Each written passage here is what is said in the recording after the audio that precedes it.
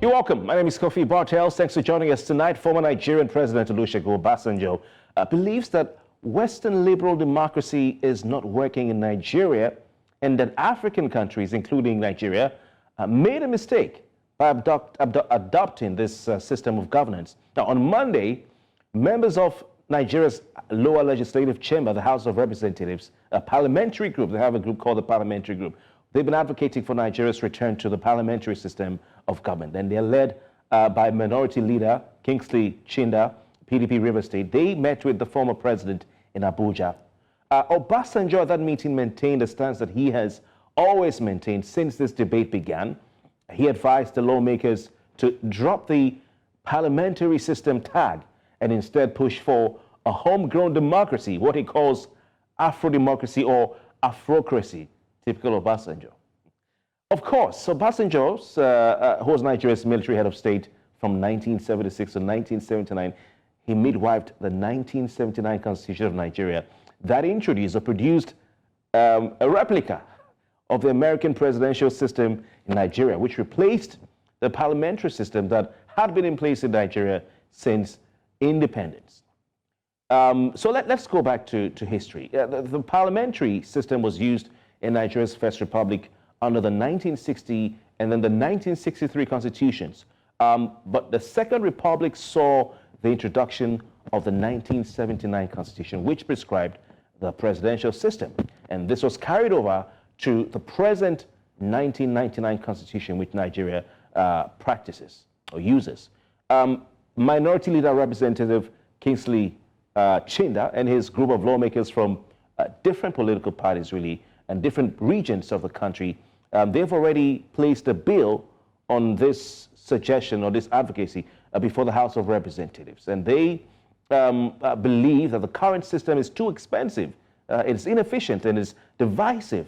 They also argue that a parliamentary system will foster more cooperation, representation, and accountability amongst the political actors in Nigeria and ultimately lead to better governance and development outcomes for the country. But is this really the case? What are the advantages and disadvantages of each system, and how will such a change affect the balance of power, the electoral process, and the constitutional framework in Nigeria? To help us answer these questions, we have joining us tonight virtually our guest, Kunle Olaleye, is a legal practitioner, and Abuh Andrew is the chairman of the Progressives Forum. He's a public affairs analyst as well. Gentlemen, it's good to have you on Politics HQ tonight. Good evening. Thank you. Thank you. Good evening, Kofi. Let's start with you. Yes, let's start with Kunle Olaleye.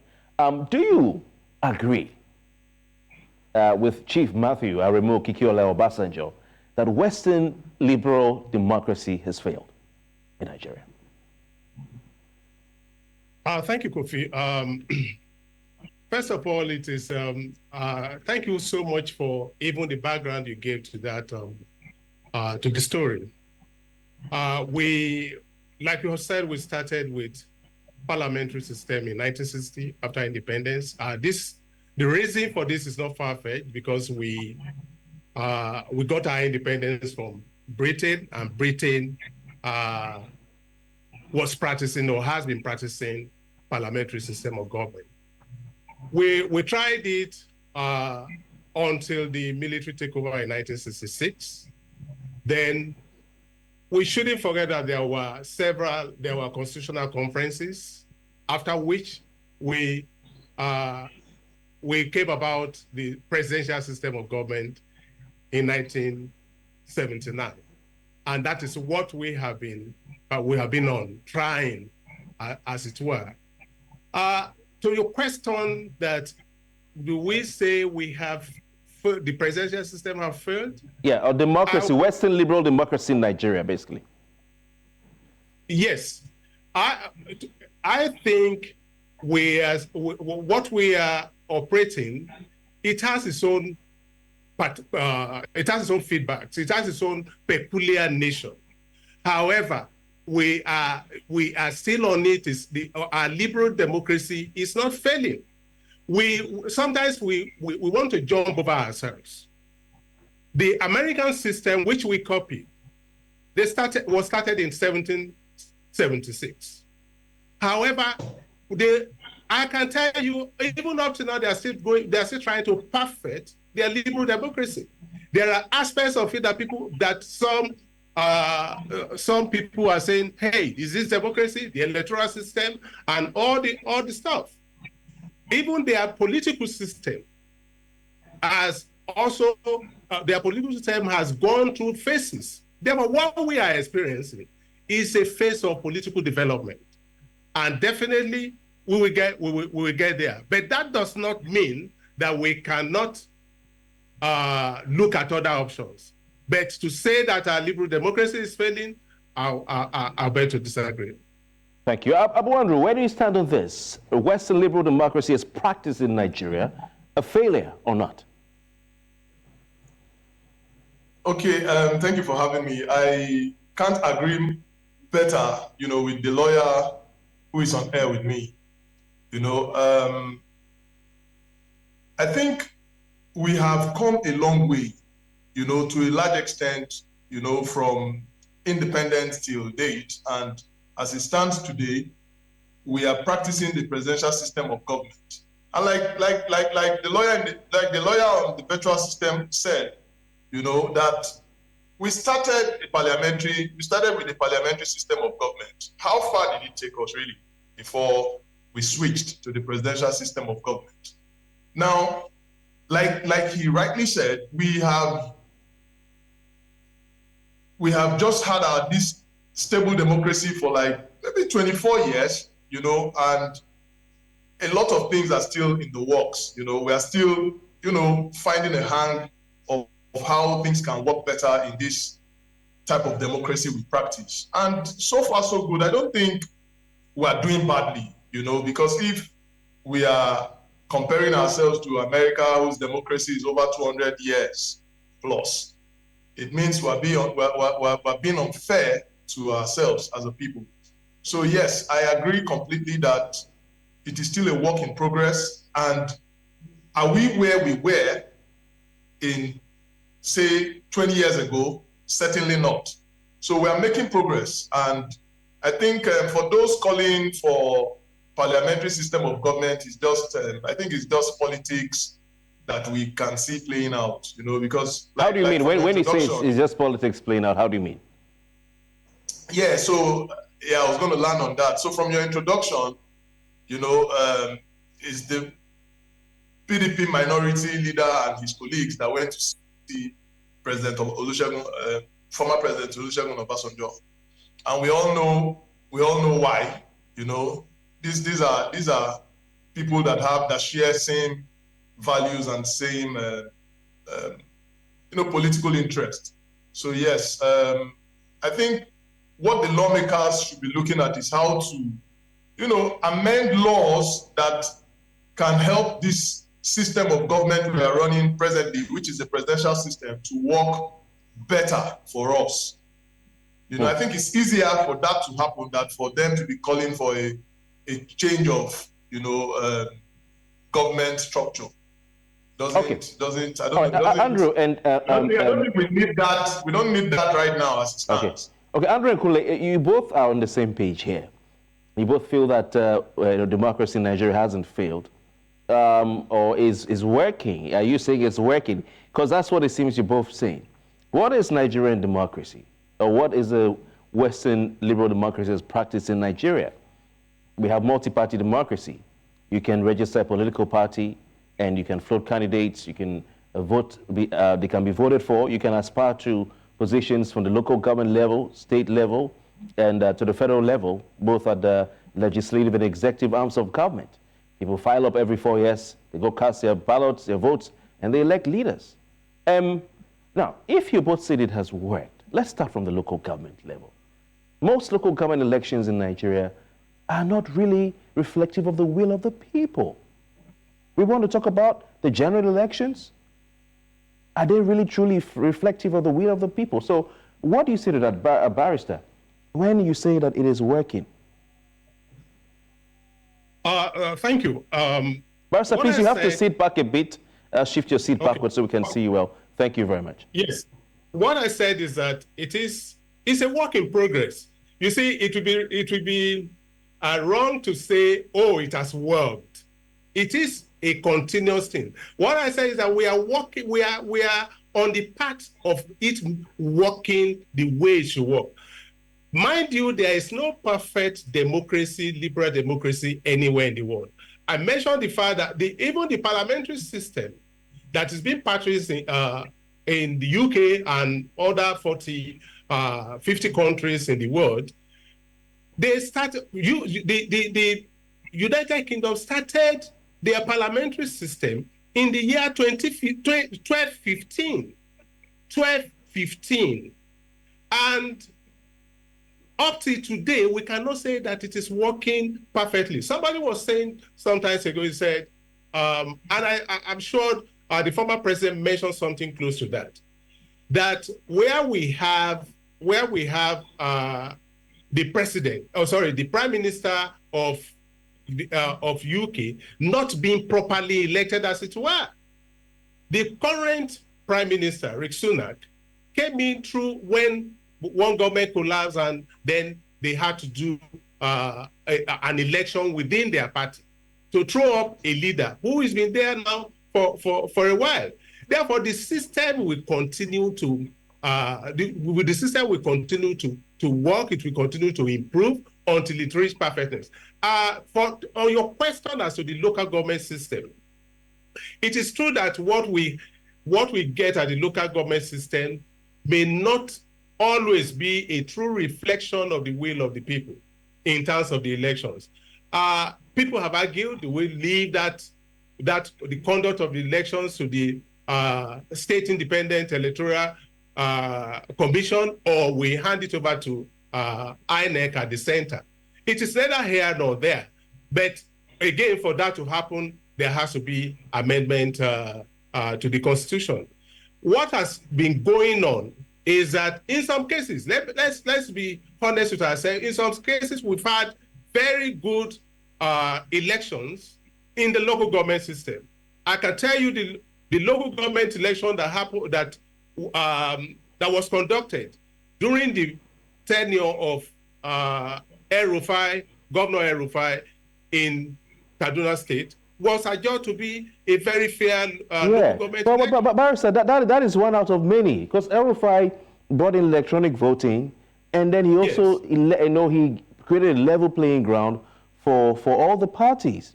But is that the case across all the states? Now, just to say that, mention that Obasanjo himself is not in support of a parliamentary idea, but wants something that is homegrown. So democracy as it is today, looking at the amount of money the Independent National Electoral Commission takes in as a budget for elections, and looking at the result, looking at, even at the end of the day, governance in the country, whether it's yielding the dividends of democracy, as we call it, can we say it is working? Let me go over to Andrew. So I'd like to quickly say something on the local government issue you raised. The good news is that the executive just only yesterday or today has actually said the president have sent in a bill to the National Assembly for INEC to conduct local government elections. And if that can see the light of the day, it's going to go a long way for us.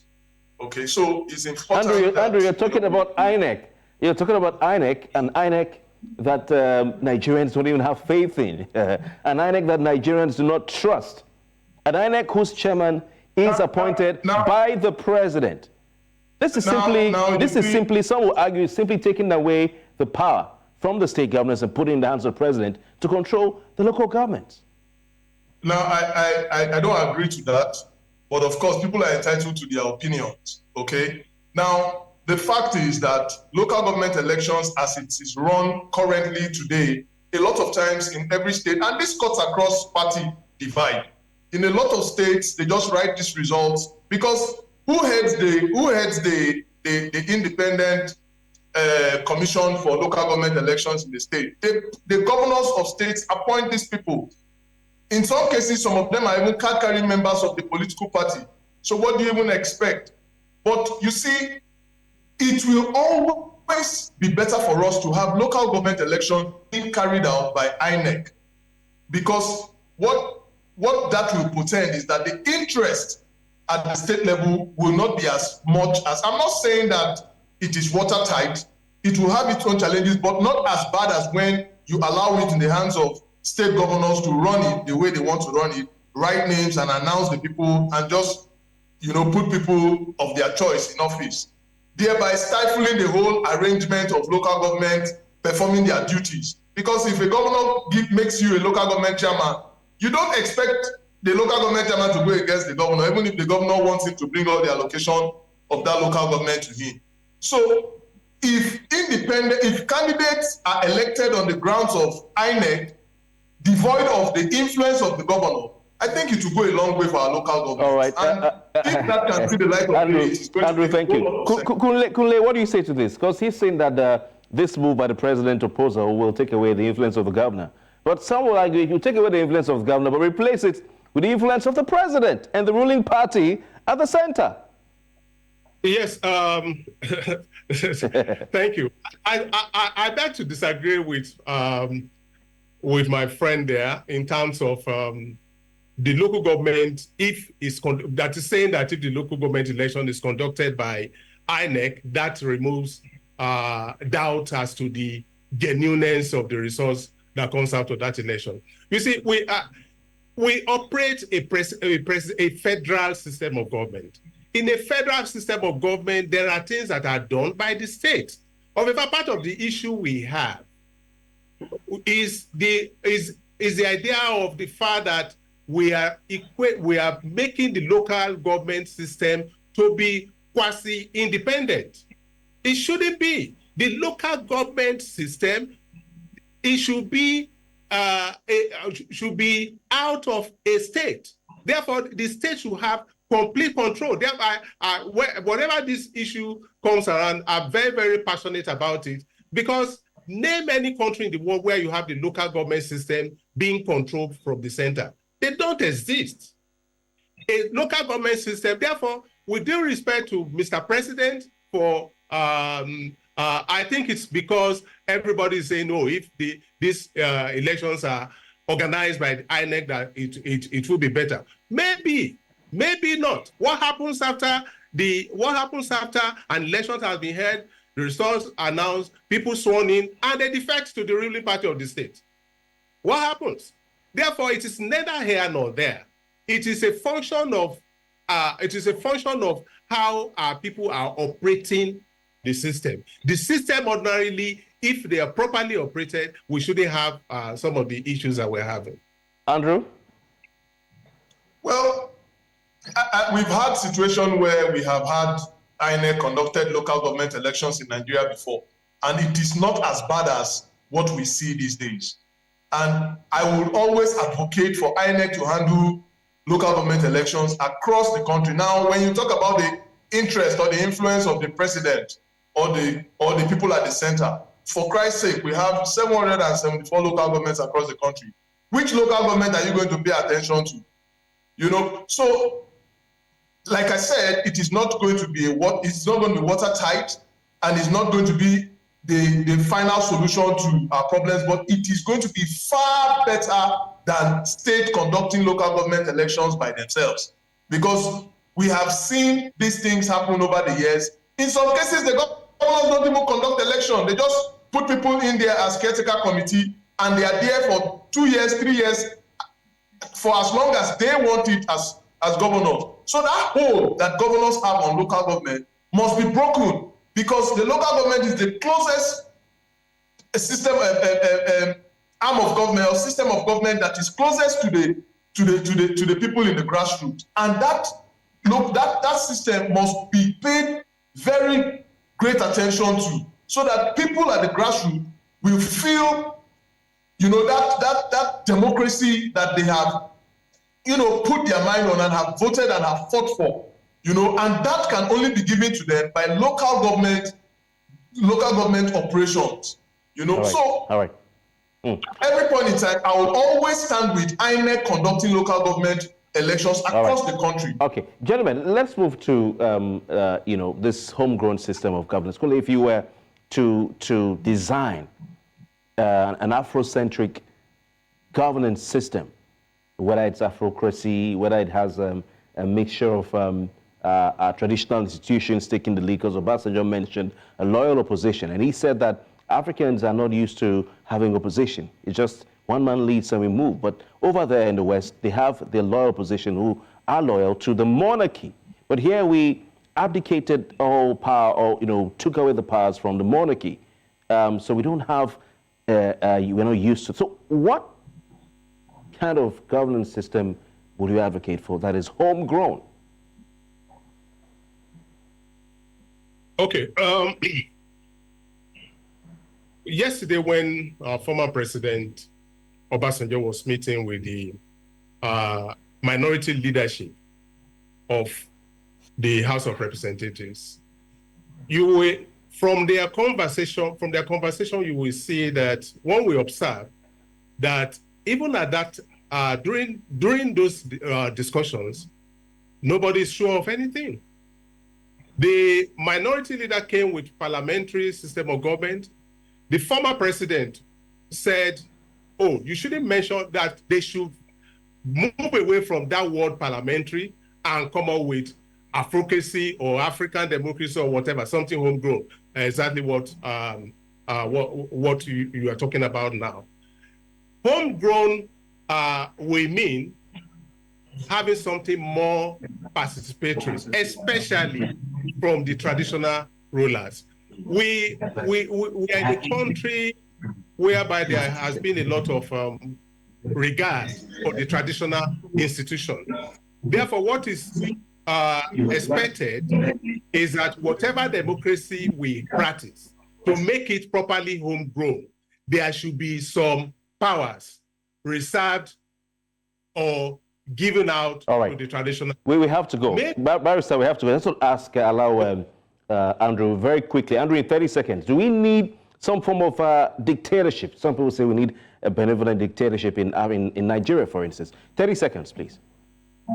Sorry, I didn't get your question. Does Nigeria need a system that incorporates benevolent dictatorship?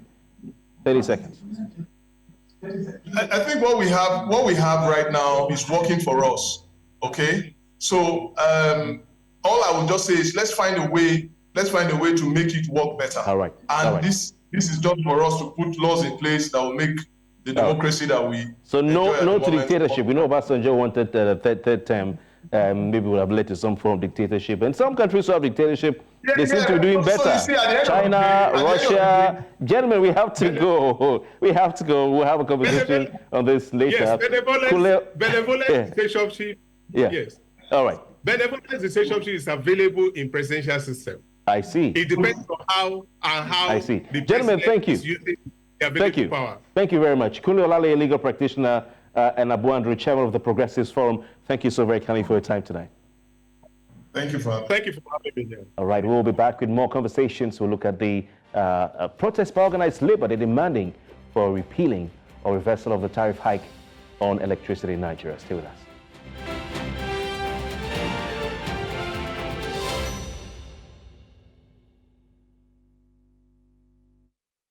Welcome back. Organized labor in Nigeria on Monday shut down the headquarters of the Nigeria Electricity Regulatory Commission, the NERC, and Transmission Company of Nigeria, as well as distribution companies across the country, including the Abuja Electricity Distribution Company headquarters, over the recent hike in electricity tariff. NERC had earlier announced a hike in electricity tariff across the nation for Band A customers who, from 65 naira per kilowatt hour to 225 naira per kilowatt hour, and this attracted condemnation from many parts of the country. Now, organized labor were one of those sections of the country or sectors that condemned this move. Now, the Nigerian Labour Congress, the NLC, and the Trade Union Congress, the TUC, had demanded a reversal of the hike. And they also went ahead to pick at the offices of these aforementioned organizations, including the state offices of electricity distribution companies, shutting them down. And we hear they even cut electricity supply to these offices across the country. Now, let's go back to the 3rd of May, 2024, where the NLC and TUC wrote to the Minister of Power, Adelabu, and the chairman and CEO of NEC, giving them a deadline of May 12 to reverse the electricity tariff or face industrial action. Of course, they went on this picketing following the expiration of that deadline. What exactly are the demands of organized labor in Nigeria? Joining us to tell us more on this is Benson Oppa. He's the head of information at the Nigeria Labour Congress. He joins us via video link. Ms. Oppa, good evening to you. Thank you so very kindly for your time tonight. It's my pleasure. All right. Regarding the picketing on Monday, what are the specific demands of organized labor? First, a reversal of the tariff hike. Second, a reversal of the discriminatory tariff. Third,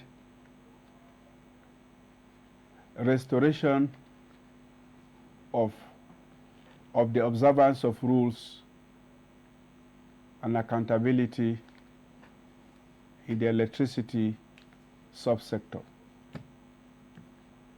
Those were our demands. Okay. And will you describe the picketing exercise as successful? Have there been any responses? Because the Minister of Power, Bayo Adelabu, has been speaking and saying Labour ought to understand and Labour should not reverse the gains in the electricity sector reform. Well, the minister must have been speaking for his individual self because he alone knows about these gains. For the majority of us, for the 99.9% of Nigerians, this hike was completely unnecessary, needless, and callous. There is nowhere in the world where high energy tariffs are good for business.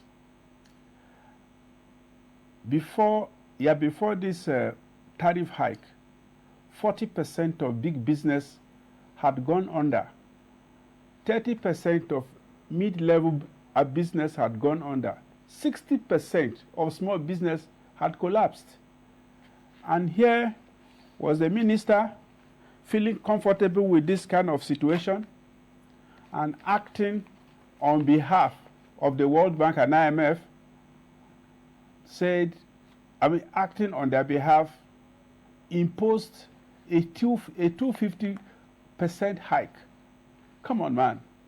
He didn't have to be an economist to know the damage that he has done to the economy of this country and to the livelihood of millions of Nigerians.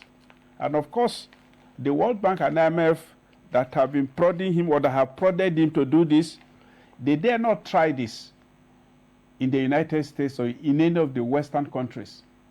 They cannot even contemplate it. But here, I would like to play boy to them.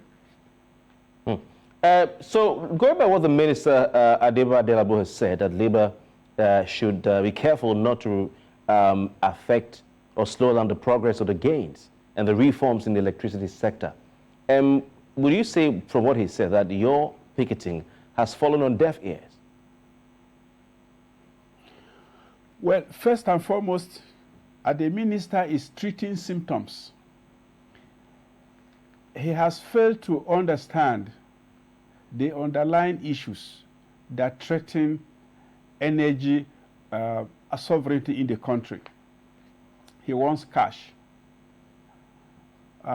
He has failed to advert his mind to the fact that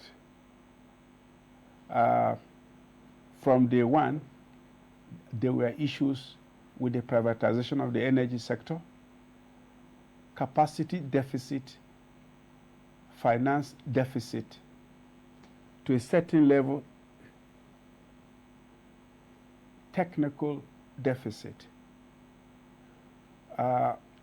Some of the people that took over the entities, the NEPA entities, rushed to the banks to borrow hot money. And in a situation like this, you do not need hot money. And so when the banks came for their money, the guys had nothing to offer. From then, we have been on a roller skater. But beside that, let me tell you this. It has been an unhappy marriage between the government that privatized this energy sector and the successor entities. The government believes these entities are not doing enough, and it has, by virtue of the fact that it has pumped trillions of naira with no result to show. This darkness we've been seeing. These entities believe government has not done enough, so it has been a blame game. So there is need to understand this problem from the beginning. Who is defaulting on what, and what should be done? Should we do a review of this exercise, or should we do a complete reversal? But we in Nigeria have this impression that government is infallible. It cannot make mistakes. It is a shrine. So, they're finding it difficult to do a review, let alone a reversal, when there is a window for both.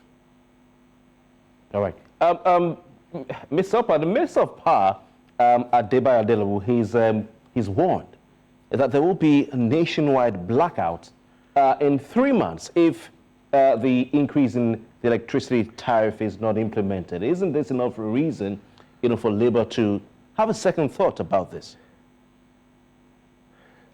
Look, my friend, the only thing that will be new to us is light. We've been in darkness. So what is all that about? All this is a familiar threat.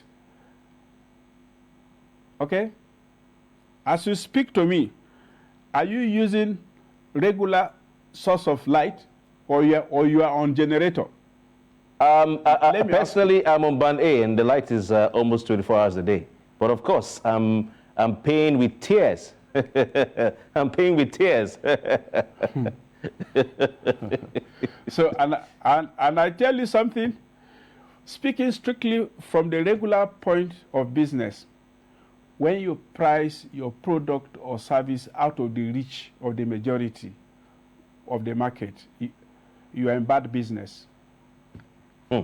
Okay, but you're talking about out of the reach of the majority of the market, but majority of the market are not the ones who are going to pay this new 225, or if it's 206 naira per kilowatt plus VAT of 7.5%, which many people don't know about, that takes it up. But let's leave that for another day. He says only. Well, I will respond to that. To that. The first and foremost, the energy companies determine what constitutes band A. Whether they give you light for the number of hours that they have stated or not, they decide what constitutes band A. That is one negativity. Second one is that the band A constitutes the critical mass in our country, that whatever they suffer, they pass it down to the majority of us, one way or the other. So we are affected. But beyond that, ours is a unique example by virtue of the fact that we are benefiting from our inefficiency. When you pay for light, the assumption is that light should be there, you tap into it when you need it. But here we are, that the light that we have has to be used as a weapon. As it is, light is being used as a weapon. How do you mean? A weapon how? Well, by creating an apartheid situation. The privileged few who can afford it, you get it for so number of hours. The next ones who can afford a certain level, you have it, so on and so forth. do you have this kind of situation anywhere in the world? So the poor, the poor are further pushed down, the tunnel, okay? Darkness is for the poor. Light is for the privileged few, okay? So it is taking advantage of a bad situation, and it is not right. All right. Interesting. So you're saying electricity in Nigeria now is only for the rich and those who can afford it. We'll be right back to ask you some more questions on your action, and we'll look at other aspects of this. For those of you watching, please stay with us. It's the Politics HQ right here on News Central Television. We'll be right back. Welcome back. Benson Opa is head of information at the Nigerian Labour Congress. He joins us via video link live from Labour House in Abuja, Nigeria's federal capital, and looking at, of course, Labour's demand for a total reversal in the hike in electricity tariff in Nigeria, of course, being taken up from the current or the previous 68 naira per kilowatt hour. Nigerians are now asked to pay 225 naira per kilowatt hour, 250% increase, even though some distribution companies have announced that they've slashed it down from 225 naira to 206 naira 80 kobo. But one wonders if that can be described as a slash when compared to where we are coming from. Benson Opa, the Nigerian Labour is asking the federal government to order a reversal of this tariff hike. Now, we're used to having Labour not just make demands, but prefer solutions.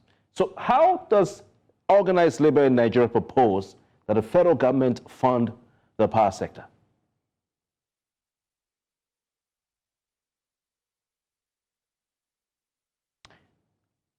Benson Opa, are you there? Please, can you hear me?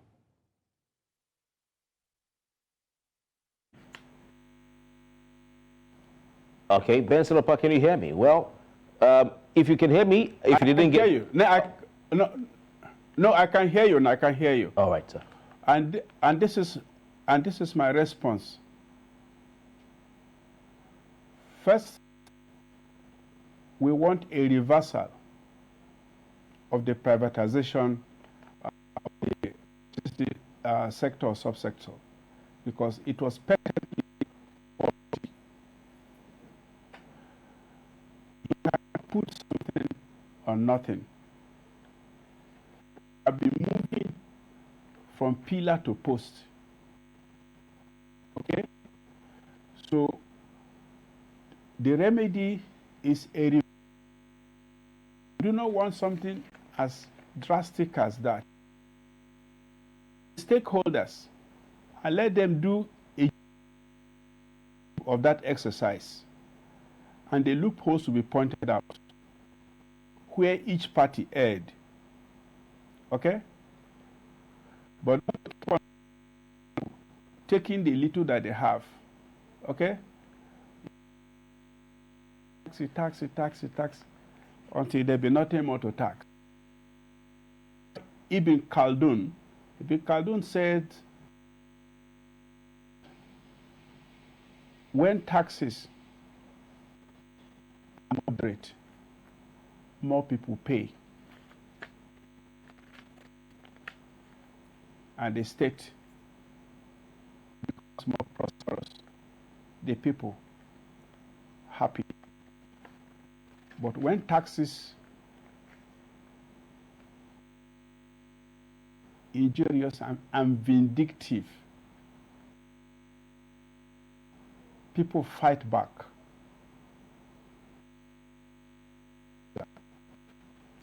Thank you.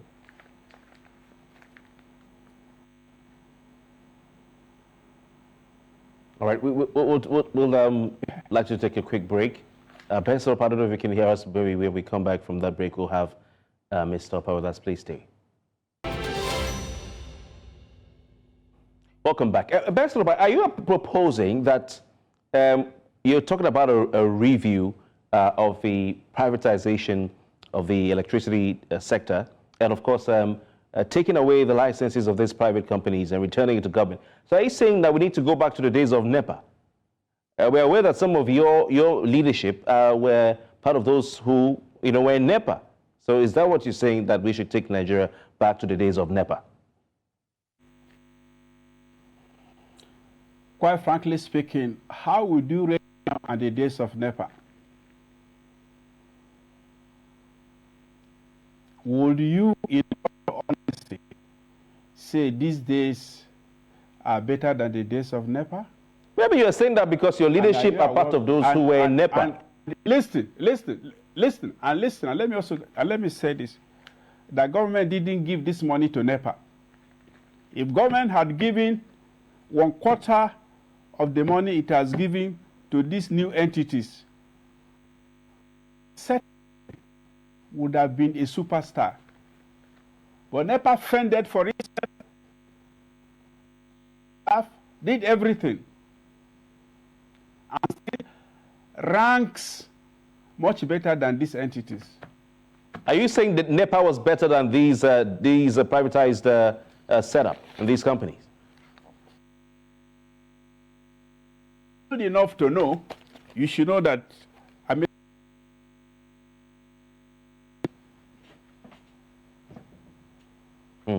Okay, we have to leave it at that, Benson Opa. We definitely will come back to you. Just a quick one on the ongoing negotiations between the federal government and organized labor. We hear that 48,000 naira was supposed, and labor staged a walkout. We hear the private sector also made some proposals. Can you please tell us a little bit about that? Labor staged a walkout today in protest of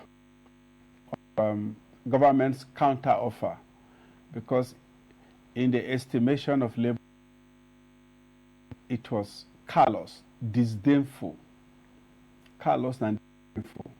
Government made a counter-offer of 48,000. It didn't even have the courtesy of breaking it down. But of course, it knew it could not possibly break such a figure down. So we walked out. We were disappointed and outraged. All right. But we'll leave it at that. We certainly would have you again for a conversation on this minimum wage issue. But we want to wish you the best in your advocacy to see that the electricity tariff hike is reversed. Benson Opa, Director of Information right there at the Nigeria Labour Congress. Thank you for your time tonight.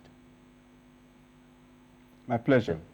That's the size of our package. A lot to talk about as far as labor is concerned. We'll keep an eye on the developments there. But for now, thank you very much for joining us tonight. My name is Kofi Bartels. We'll return tomorrow night with the latest conversations on the biggest stories in the politics of Nigeria.